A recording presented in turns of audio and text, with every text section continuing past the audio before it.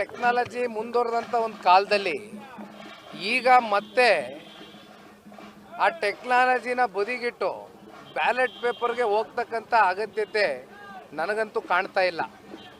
ಈಗ ಎಲ್ಲೆಲ್ಲಿ ಚುನಾವಣೆಗಳು ನಡೆದಾಗ ಕಾಂಗ್ರೆಸ್ನವರು ಗೆದ್ದಂಥ ಆ ರಾಜ್ಯಗಳಲ್ಲಿ EVM ಮಿಷಿನು ಚೆನ್ನಾಗಿ ವರ್ಕ್ ಆಗ್ತದೆ.